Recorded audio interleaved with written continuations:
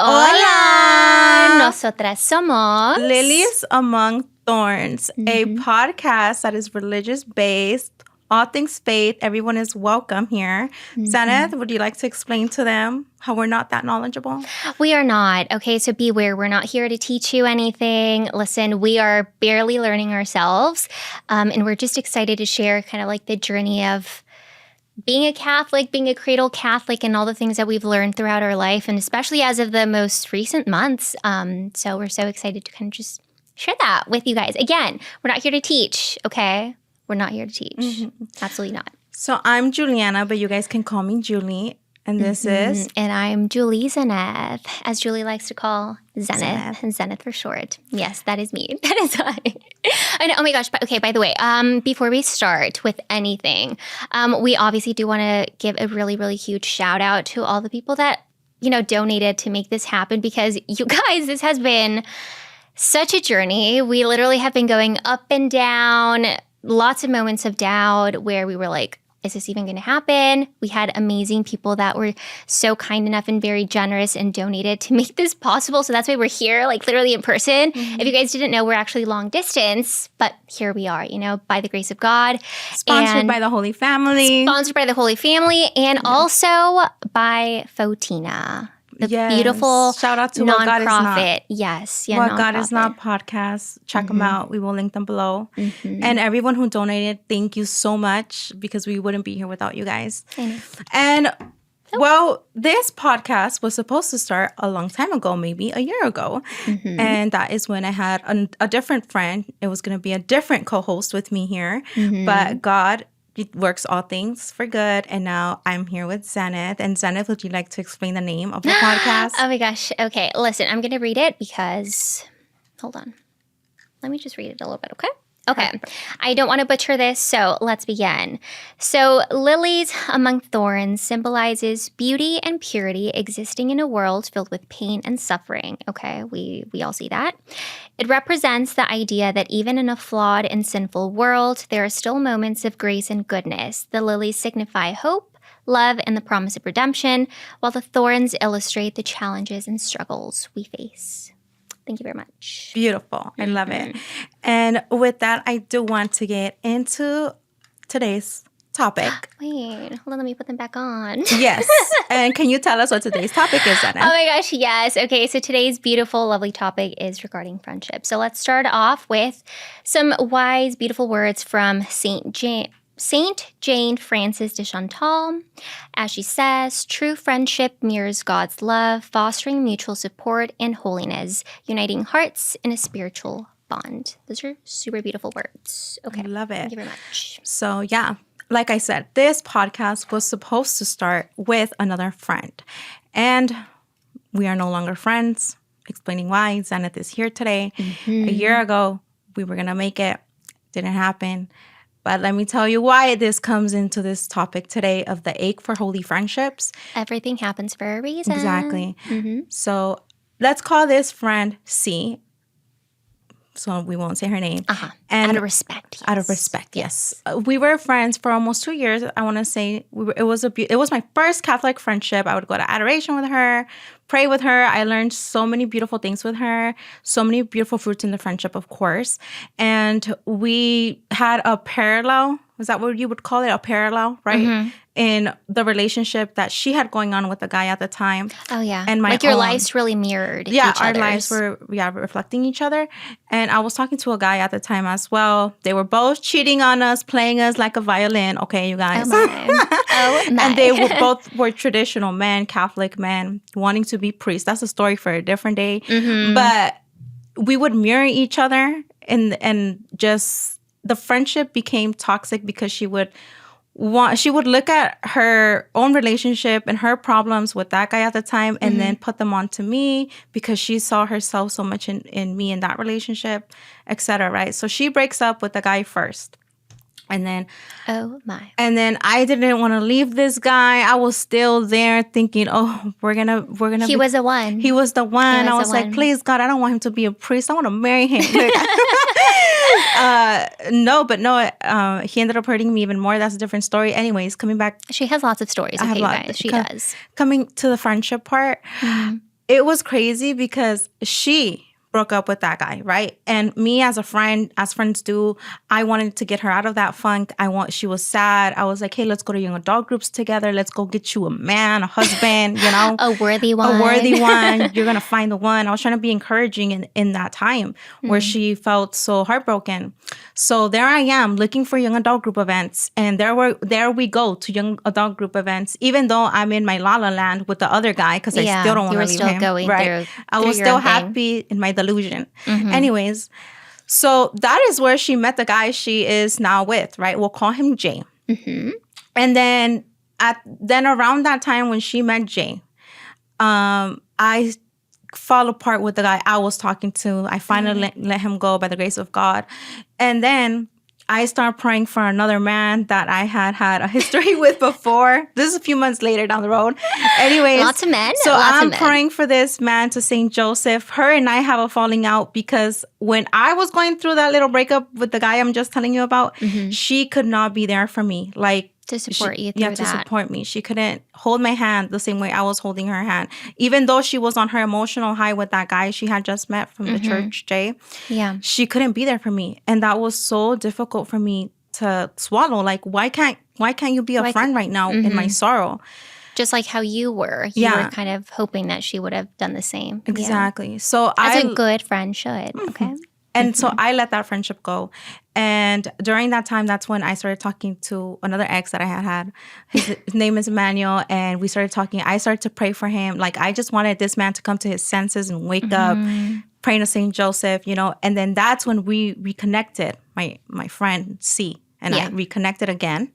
And she was telling me, like, oh, the guy Jay had broken up with her. And I'm like, well, I'm praying this novena to St. Joseph for Emmanuel. Like, we should pray together. We should do a 54-day novena. And she's like, okay, let's do it. So we do it. And we're both praying for them to, like, get up and, like... And wake up. Yes. So it was a beautiful, fruitful time to pray with her. It really was. And her mans came back a week before Emmanuel did, right? So you were like, oh. So I was happy for her. I was so overjoyed for her. Like, and I saw it in real time. Then Emmanuel, you know, was like, hey, I'm willing to work on this. A week later, she was happy for me. We were doing a 54 Saint, or a rosary to Saint Our Lady of Sorrows. 54 days, just for context. Okay. Because it matters in the story right now. So it was a 54-day novena for Our Lady of Sorrows. But that we were doing it for them to wake up. They came back in the midst of that novena, and I got invited to a wedding. For context, Emmanuel's in North Cal. I'm in Southern California. Long distance. We had a mutual friend. She had invited me to her wedding, and I was like, okay, yeah, like, well, I want to see what Emmanuel says, and then I'll go if, you know, he's all for it. So he was, and that's how we were going to meet, you know. That was like our first meetup, like in person. So I told her about it on the phone, my friend C. And my friend C was like, well, I'll drive you because I don't drive, friends. Oh, yeah. So she is passenger princess. I am. She is forever and always. So I'm like, are you sure? Are you sure you're going to take me? She's like, yeah, no, it's fine. Like, just ask if you can get a +1. So I asked the bride, hey, can I go with my friend? She'll drive us. And she's like, yeah, if there's no other way, yeah, come. So I'm excited. I'm like, wow, that's amazing, because the day that I'm going to go to the wedding, it would, like, my first Sunday Mass with him would be on the Feast of Our Lady of Sorrows with that, like, out of, like, Divine Providence. Yeah. And then she's like, what? Since we're doing the same novena, right? Yeah. She was ending it for her and as Jay. well, yeah. She's like, I wanted to go to Mass with Jay. And I'm like, I'm sorry, like, do you want me to, like, not go? Like, are you sure? She's like, no, well, I'll just offer it up for my marriage. So I'm like, okay. So as the days pass by, we're supposed to be making plans, get a hotel and stuff like that. She was not answering me. She was ignoring me. I was upset because I'm like, what do I do now? Like, because you were still not sure. Because I had already told my friend yes. My friend who was getting married, I had already told her yes. That you were then going. C calls me and she's like, hey, so I booked a plane, a ticket. Oh, yeah. A flight for the 3 of us. So Jay is coming with us. As well. And I'm like, why is he coming with us if he's not invited to the wedding? And she's like, well, can you ask your friend, the bride, for a +1? If you want, I can ask her. And I'm like, excuse me. Yeah, you don't even know her. You barely got a +1, and you what? I'm not bashing on Jay, her man, because he didn't know. He wasn't aware. And she's like, yeah, and Jay can stay at Emmanuel's house. Like, okay, hold on. Like with Emmanuel again, what was you did tell him? Yeah, I was telling him. Emmanuel was upset as well. Like Emmanuel was like, get Jay's number. I'll talk to him, because she was just he would clear it up. Yeah, because she was kind of like, lying and taking things out just because she wanted him to come. And I'm like, you can't be there at my sorrowful moment. I had already seen she couldn't be there at my sorrowful moment, and you cannot be there on your in my joyful moment. Like she took that away, and so I'm like, you know what? Okay. Then I was gonna cut her off. She called me. She said, hey, I'm gonna cancel the flights. Is that okay? Because I'm like, yeah, my parents are gonna take me perfect. And then she called me back again saying, hey, well, if I see you at mass, I just want us to be cordial, but I just don't think that this friendship is fruitful. It's very toxic. So she cut it. Yeah, but I was gonna cut her off anyways. But I'm like, but looking back now, I'm like, you only made that phone call to me so you wouldn't feel awkward when you see me and my family saw around. Each other again. Right. So that was that. And that's why we're on this topic, is because friends, when you have a friendship, your friendships are not just at the foot of the cross during the joyful moments. It's like the rosary. Your friends are supposed to be there in every single mystery. Joyful, glorious, sorrowful. You're supposed to have friendships like that, right? That is very, very true. Yeah. Have you ever had to have a friendship breakup like that? No. I have not had. No, I've never experienced a friendship breakup. I feel like me, I never really have had true friendships. I don't know. I mean, I've dealt with my own insecurities and issues, but I've never really had good, genuine friendships just growing up. So I've never had to had breakups. Most of my life, I just had school friends, just because you're there, you see them every day, but nothing past that. But I am aware that perhaps one day, that might happen, because I feel like with everything, there's always seasons, and especially with friendships, certain friendships come into your life for a certain season to teach you something, to experience beautiful lessons, whatever. But yeah, I don't know what I would do. Because your personality is not, and that's also not my personality. Yeah, no, I respect your position. I respect your opinions. I'm much more quiet. Why am I here doing a podcast? I don't know. But I am definitely much more not confrontational. So the thought of having to, which something recently had happened where I had to, put distance with someone. Right. And for me, that was just a lot. I don't know. It just gives me not anxiety, but I'm just you're not, the thought of it. I don't know. It's something you're working on. It's a virtue that you want to get to. We're supposed to have all the temperaments perfected, all balanced out, right? And she's more of a phlegmatic. She's opposite of me, as you can tell. I'm more of the crazy friend. I'm more of the choleric, as you'll outspoken, start to see, as you'll see. You can identify with one of us, I hope. With either the calm that's friend. The beauty of that. Some people will really feel connected to you, and some people will feel connected to me. Some might experience feel connected to both. Maybe you're a little bit of that, a little bit of that. No, I'm much more the chill, calm girl. I have my crazy moments, don't get me wrong. But yeah, confrontation is scary for me. But I also want to say this. Yeah. Why I became friends with Zeneth in the first place, one of the big reasons why is because when I met her, I saw her on her Instagram story, or she had posted something that she had with another friend, a video where her friend was telling her, I'm pregnant. Yeah. And she was so happy and overjoyed, even though her state in life is not there yet. And I said in my head, that's what I want. I want a friend that can be joyful for me.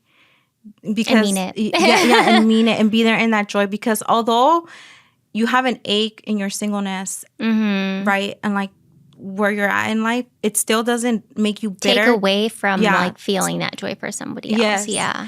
And I felt like the friendship that I had with C, it was kind of like Bride Wars. You seen that movie Bride Wars? I actually haven't. It's a movie. No. And I even told her, I was like, I feel like you're the kind of friend if I were to get married, you would make the wedding about you. Yeah, like it was that kind of friendship. Okay.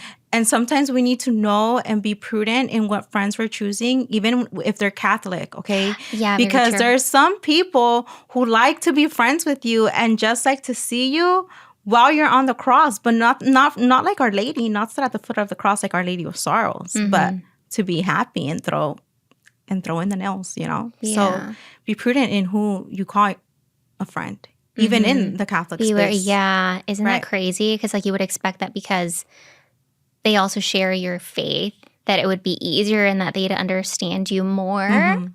No, sometimes it's even quite the contrary. Like sometimes it's even worse. Like the wounds are showing up. Your wounds are here. And how do you navigate a jealous friend? Again, another thing that I have not experienced. Who's jealous of me? I don't know. Well, how do you think you would navigate a jealous friend?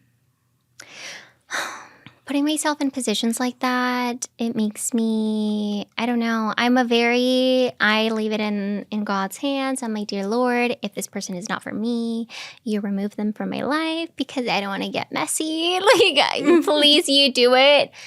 Jealousy, I feel like, I don't interpret certain things as like jealousy. I don't know. I feel like I would just, if something is really bothering me, maybe I would bring it up of like, listen, that sounds so serious. No, but just saying there was something that you said that, you know, just made me feel this way. Just want to bring it up to you. I don't know if that was your intention, but that's just how I received it. Well, like one thing that my mom always tells me is that, you know, especially at our big age, you know, like we're not here to be in our feels or like, oh my gosh, someone said something and it made me feel bad and like, I'm going to cut them off because blah, blah. Sometimes we speak without thinking how like the other person's going to receive something. So if you do want a good holy friendship, you have to be open with the person and, you know, let them know like something that they said made you feel a certain way because maybe it wasn't even their intention. Again, they weren't thinking, just like how I sometimes don't think. You know, it's just like you have to be open and communicating.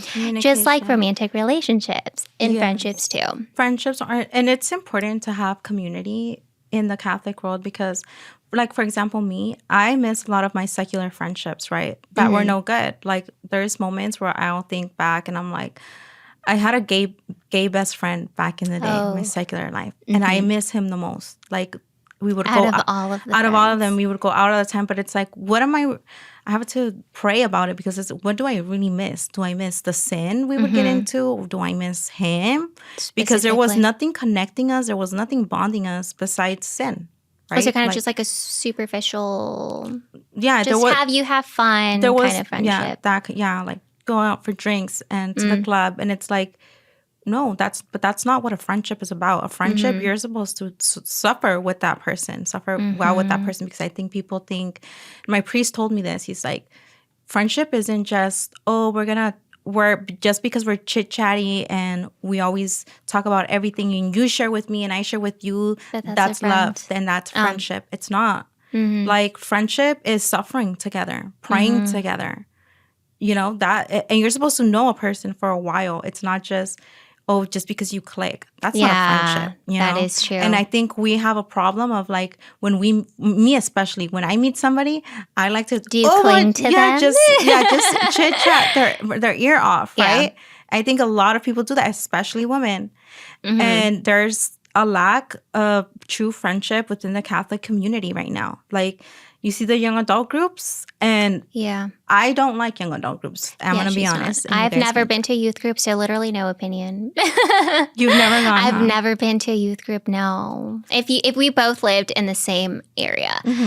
See, I would love a friend that, like you said, can be there for me, like in the good and the bad times. Right.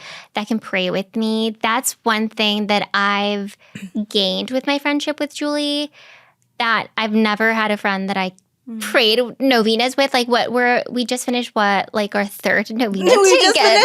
No, we're on our third one. Yes. Yeah, we're on our third one. If you're not counting the little ones, Julie has brought a lot of novenas into my life. I'm like, the list is just like ongoing. And she's now consecrated to our Holy Father, Saint Joseph, since yesterday. Guys, I literally just finished consecrating myself to Saint Joseph. He is so good. Also, if it hadn't been for Julie, I would have never fallen in love with Saint Joseph. I mean, maybe, but Obsessed? It probably would have. Yeah, I really am. I'm like just so in love with it. No, but I mean, like it might have taken me just longer to reach that point, right? You know, but yeah, we started literally the day after we connected. We started praying.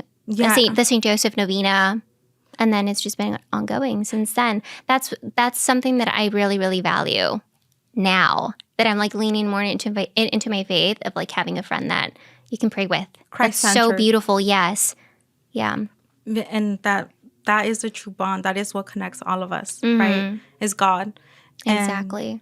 And you're also not like a friend that enables me because... like enable me to sin, right? Because you can have your secular friendships, and I think the hardest part when you start coming into the faith is letting go of secular friendships. That to me was so hard to let go of them, but because it's so hard to. Which, find by the way, friends. How did you? Like some of them I didn't want to, but God put something there to make me let it go. But I mean, like, did you go out of your way to like be like, I need to maintain the distance, or you kind of just like drifted apart, weren't communicating as often as you were before? Some of them I did drift apart, but like some of them I did tell them, you know what, in my way of life right now, I just can't have this because it makes me want to sin. Like we don't connect on anything, but like it's just temptation for me, you know. And so you were open, yeah. See, that's hard for me. Wow, I need to learn from you because that's hard. Because you're more reserved. Yeah. Like you're very reserved. I'm very reserved. Yeah. No, but I mean, like, was it hard for you, like, to actually, like, say it to the person? It is hard because you cry, you know, but then you cry? Well, yes. I miss my friends. I do. Yeah. And my problem is I don't always pray for them. Like when I do think, some of them I do. I should. Yeah. I'm not saying. Yeah. And I don't always remember them. But I should be praying for them. You know, they were such a big part of my life. And they saw that process. You know, they saw me go from one day, from how I acted to the next of like, she's going to Latin Mass now. She's veiling. She's not doing this anymore. She's not going to go here anymore. And, you know, they stopped inviting me to things. So it was... okay, I can see how that drifted because they saw the change in you. Yeah, and it was always like, oh, well, I don't know what they think now, but... I do hope that... Ya es muy católica para mí. But I hope that they find fruit in that. You know, like maybe it could be like, well, I could change too. I hope so.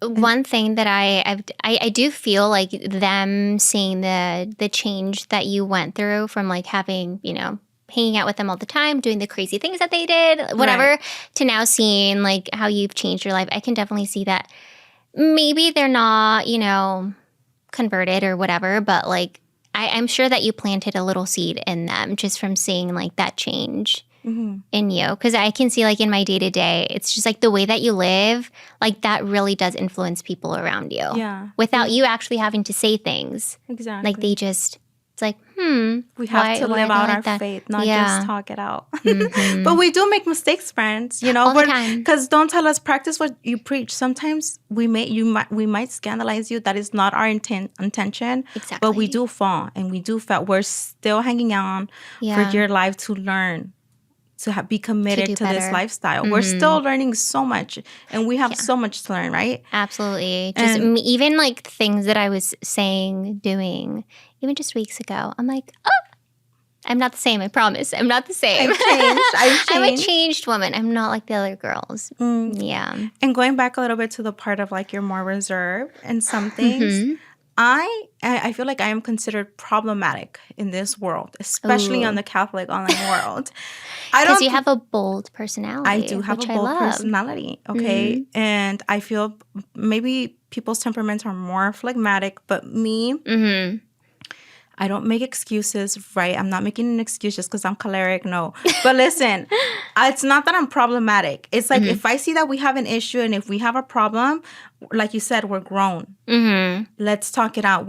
Why are you acting like this? Yeah. You know? Because I don't like to be around somebody and I know we have an issue, but you're sweeping it under the rug. Like, no, let's talk about it and let's get back to programming. You know, like what's going on? Exactly, yeah. Like you open the door to allow the person to also just open up. But I have problems because then I come across people that have your temperament and they like, you know, which one recently. And it's hard. And they don't want to. And they just rather just cut me off. And it hurts my feelings because it's like, we could have just talked about it. You know? Yeah. You could have just corrected me. I also do think that like in a friendship, you do have to be very aware and that not everyone's going to have the same temperament as you.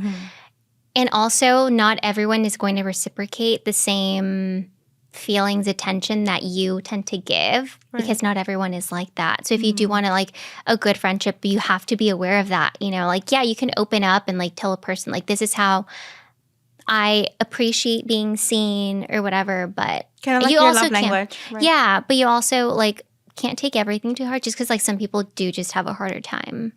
Yeah, like connecting, opening up. Yeah, like me.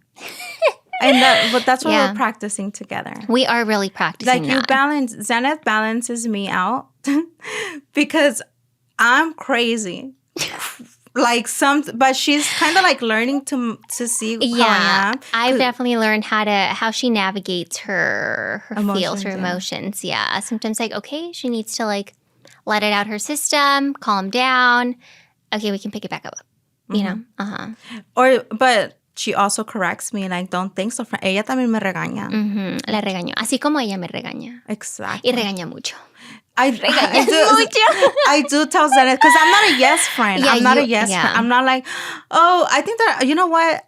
I've never been a person who has had a bunch of friends, a big friend circle. It's always like one or two friends and that's it. Yeah, just your little, literally this. Yeah, this table. We all fit here. That's why I haven't gotten married because I don't have enough bridesmaids.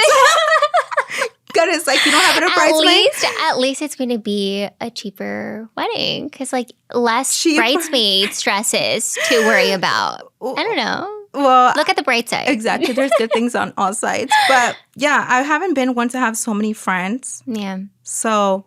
Me neither. I don't know how people do it. Like, how do you have that many friends? I feel like when I was younger, I did see like bigger friendship groups and I'm not jealous, but I was curious as like. Why? What is that like? Like, what's it like having so many friends, like having that really big, you know, friend group that you hang out with all the time? Like, what's that? Because I've always been more reserved and more introverted. And I've, just like you, I've only just ever had just like the 1-2 friends and like that was it. And you know what? But I'm like, but is that like genuine though? Like, are big friendship I don't think so. Like real? And I feel so bad, friends. Don't attack me. You might have a big friend group, but I've never gotten like genuine feelings like, how are you all friends? True. How do you get along with everybody? True. How are you everybody's cup of tea? Unless they all have the same temperament. I don't know. Maybe. No, but well, still.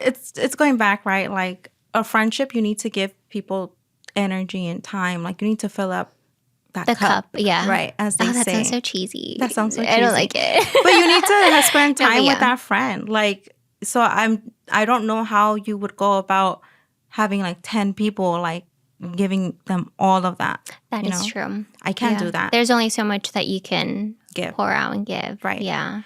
But I was going to go back to a different topic, pero que se me fue la onda. Se le va la onda. Se nos va la onda. What was it? No. Oh, I did want to share that in a really, really good friendship. I mean, in general, like with any relationship or like any person, I feel like one should really strive to live out these 3 theological virtues, which ties into like a good friendship. Because I feel like we've kind of talked about like what some not good friendships have been like, but there's good friendships that, you know, help you make a better person. But, you know, there's 3 theological virtues that we should strive for and that I feel like are really, really important in a good friendship, good holy friendship. Like the 3 theological virtues are faith, hope, and charity. Okay, so when you have a good holy friendship, it kind of strengthens your faith. You know, like when you know that you can pray together, be together through the lows, through the highs, like that really strengthens your faith in knowing like, oh my gosh, like I have someone like with me and that is helping me strive to become a better person, to a saint, and just holier overall. And then there's hope.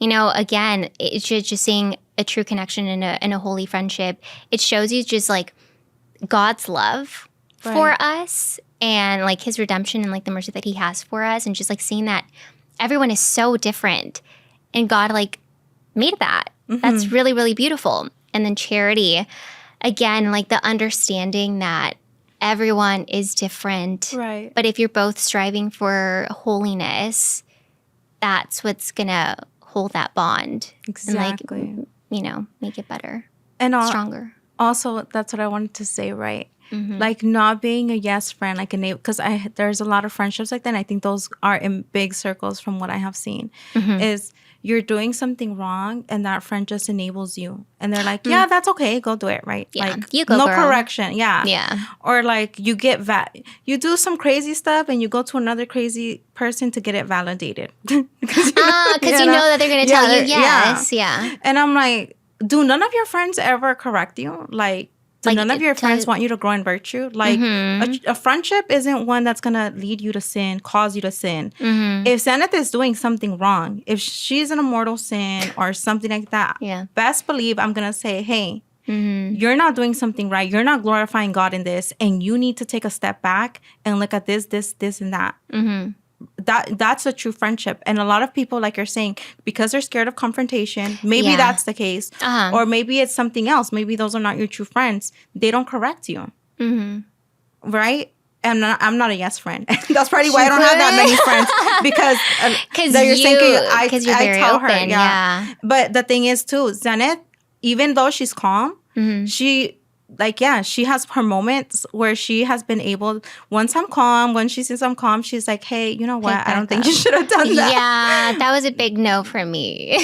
Yeah, or she was like, you could have done this, you could have, and that's a real friendship. And you're also supposed to be receptive to what your friends are telling you, because, you know. And patient with the friend of like, because you might, like with, like you might like say something of like, oh, like what you did wasn't right or wasn't reflective of the faith, whatever. Just, it's like you have to be patient with a friend too, because it might take them a while to receive that, to accept it, and then to recognize, you know, the fault or whatever, and then be like, you know what, like, yeah, they were right. Because sometimes it has to come from like the person. Right. As much as like someone tells you something, it kind of takes, that's me. It takes me a while to like really reflect and be like, you know what, like, she was right. I got it. She was right, but now it's coming from me, and that, I shouldn't have, whatever. Right. The thing is, So that's my thing, right? It's just not being a yes friend. I'm not a yes friend. She's not a yes friend. What kind of friend are you, though? Like, what do you think? Like, if I tell you, if I tell you, Zeneth, well, I think my man is cheating on me. Let's go pull up on him. What are you doing? TP his house. I'm just kidding. That's high school. I would be like, no, don't do it. If you want to do it, you're going to go by yourself, but I'm not going to kind of contribute to that wrong thing that you're doing. She's shown me that. She's not that I would way. be like, you're okay. That's what you're going to do. I'm just telling you that it's wrong. What are my options with you? I would take you to adoration. Take you to a priest. Priest, bless her, because she's not getting it. Yeah. I'm more of a, let's sit down, calm down, breathe, take your phone away, and then just pray it out, cry it out, yell it out. And then once it's out of your system, okay, calmly, let's see what the resolution is. Yeah, but we're not going to pull up to his house. Well, absolutely not. Let me disappoint you right here, right now. Oh my gosh, why? In this situation, I'm the kind of friend that's like, let's go to his house. Let's wait for him. Let's stalk him. You want me to make a burner account, girl? She will. Yeah. I'm that kind of friend. See, not enabling sin, but I have the sin of Eve, and I'm trying to control it, okay? She's really been really working on that, though. Yeah. What is the sin of Eve? The desire to control you guys. Everything. And you know that. All women have that. Yeah. But I don't know if it's a little bit more extra razzle-dazzle on the Latinas. Is the Latina in me? I think so. I think so, because we have a bright personality. We're very lively. And then you add that on. Is that a good combination? I don't know. Not good. But it's bright. But I think we don't help each other in that sense. Right? Like, I sometimes girls don't get offended, but we don't help each other as girlfriends. Like when it comes to guys, like helping each other with guy problems, we don't help each other. We just help each other spiral. Right? We do allow that. And we get in our heads. We do. Yeah. Oh, but it's happened. I do want to bring up the thing of the young adult group stuff. Okay. Where I have had experiences, and if you guys know me, you guys know I talk about this all the time on Instagram. Young adult groups not flourishing when it comes to new members, especially within the traditional Catholic community. It's which is even which harder. Is so judgmental. It's like, excuse me. We have not everybody's going to walk in with a veil. Yeah, and I didn't. Modest dress. I did not. Yeah. And then so they look at you different. And it's especially the girls. You know what? You guys may agree, may not agree. This is my own opinion. I do not think any kind of girl should be leading the young adult group. I think we should give those roles to men and a priest. The priest has to be in charge fully. But why I say not girls is because I've had the unfortunate experience. Because you have, right? I've had experiences. Yeah. Hold on. Like in general, or just like specific traditional young adult? No, general. Like, okay. I don't think, you know why? Because you know how when a girl does not like you and they start being a mean girl? Traditional Catholic girls are not immune to this. So if you're a young adult group leader and you don't like one of the girls for whatever the case is, she's not going to be very welcoming. She's not going to be. She's going to treat you bad. You know, she's going to treat the other women there bad. So because we're more emotional. We're more, that's true. Yeah, and we're more gossiping. It's true we're more prone to gossip. Yeah, we were just told that we talk too much, sometimes to a fault. No, women talk more than men. Yeah, it's true. But that's why I think a priest should be leading those number groups. One, yeah. But after that, it should be going to a man. And that's how we help our brothers in Christ, you know, give them leadership roles. But to me, if it were up to me, I would just say, you know, none of the girls should be leading anything. Yeah, because they get into their feelings. And I've had bad experiences at young adult groups. And it's sad there because that's like, some people really want to find community and want friends. They don't have. I feel like that's why most people like join those young adult groups because it's like you want to find friendships, and boyfriends and girlfriends and husband material. Exactly, like it's the holiest place to be in. Yeah, unfortunately, wait, I want to tell you guys a funny story. It's not. It's funny, but it's really not funny. It's not funny. Okay. Remember, I told you, I went to mass, to Latin mass. This is a traditional FSSP parish. I won't say the name. I don't want to say which one, but it's like it's it's a traditional parish. And so here we go to the young adult group, and they were having an event afterwards. By yourself or with someone? No. It was with the friend that I had. Oh, okay. And so we went. And we sat next to the girl. And after she received our Lord, you know, in communion, she prostrated down to the floor. Super reverent. She was sitting next to me. Her head was touching the concrete. You know, like, wow, how devout. Beautiful. And then afterwards, when we were in the young adult group, she rolled her eyes. And I was like, gasp. Like, girl? No wonder you prostrate. She was trying to ask for forgiveness. No, I get it. Yeah. No, we all do that. But it's just like, it just goes to show, like, you're not always going to be well received just because it's a Catholic community. And tell me about it. No. We need to do something as a sisterhood, as a community. As you like to say, as a collective. And if you don't have no friends, I know we have Saint Teresa of Lisieux. I know we have Saint Teresa of Avila, but they're not gonna come down and go get our nails done with us or have a coffee with you. Yeah. So right here, we're your friends. Pretend like you're having coffee with Pope Leo XIV and Zeneth and I, and super casual girly chats. Absolutely. Yeah, no, I love that you brought up like the finding community because it is so hard. I've been attending traditional Latin Mass for I honestly don't remember when I started, but it's been a couple months. Here, it's a new parish for me. Here I thought that I was, because I'm new, clearly a new face, that people would be approachable, that people would be nice, that they would say hello to you. Yeah. No. They weren't. No. There's always a man that's at the door, like as soon as you enter like the building. my mom and I always say good morning because, to acknowledge his presence because he's there. Yeah. Nothing. Doesn't even look at us. Okay, well, I can respect it because, silence, it's the Lord's house. Okay. I complimented a girl on her outfit after Mass, obviously, because it was a really cute outfit in hopes of oh my gosh, make a little connection. Right. Nothing. She doesn't acknowledge me anymore. I'm like, do I need to compliment her outfit again? It's They're so intimidated hard. by you because you're the most viral. Because I'm the most famous. You're the most famous Catholic girl right now. In my tiny parish, imagine. But it's so hard. It's so hard to make friendships at church. Just when you think that they're going to be more inviting. They're not. They're not. This is a we're so judgmental. Or maybe people are just super, super shy. Even more shy than I am. No, they're too pious for us. We're not at that level yet. I'm not. Well, I definitely am not at their level. Again, I'm still a newbie. So it was just like that. Ignored you. Yeah. She was very sweet when I complimented her outfit. She was like, oh my gosh, thank you so much. She is a mom. But she was around my age. And then, I saw her again. And I looked her way to see hello. No hello. And if you don't have any friends and if you need a friend, I'm just going to tell you, you always have friends with the Holy Family, with our Lord. Find a saint. Find a saint to, always talk their ear off. You know who I always talk their ear off to? Saint Joseph. No, he is sick of me. Saint Joseph, Saint Teresa Lisieux. I have a weird relationship with her because it's always do you love me or do you not? Do you get me or do you not? Yeah, that's how I am with me and Saint Teresa of Lisieux because she's such a flowery saint, and you have to find the saint which one you connect to. And I haven't found that.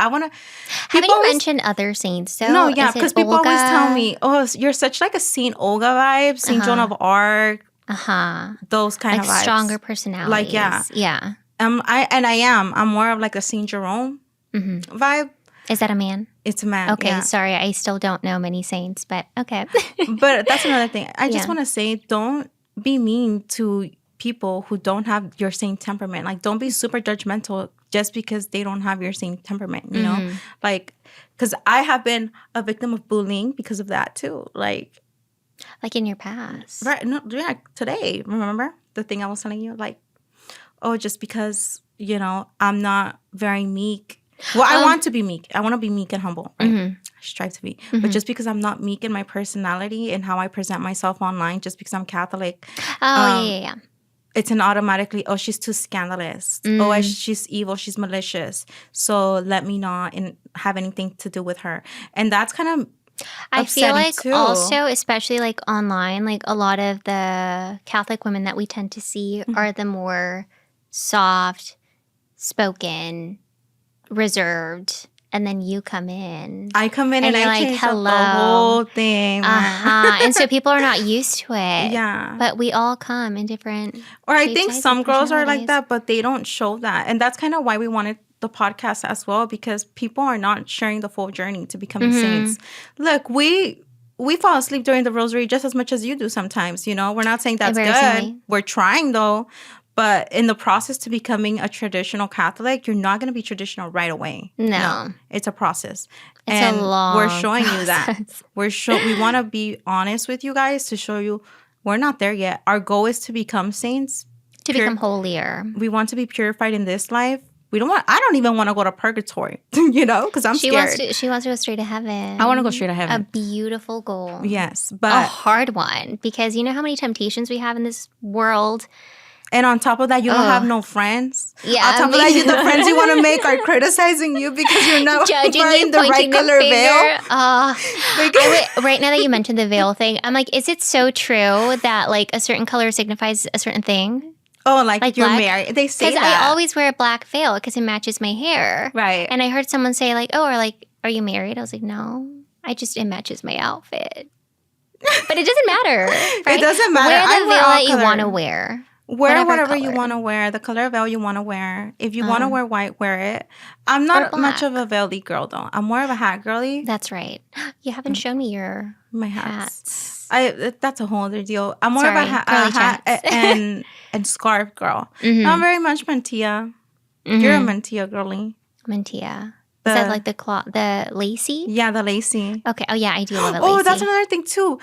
We're not cottagecore girls. There's not one specific... And there's another way that they judge us, right? Like, I don't want to be your friend because you're not making sourdough from scratch.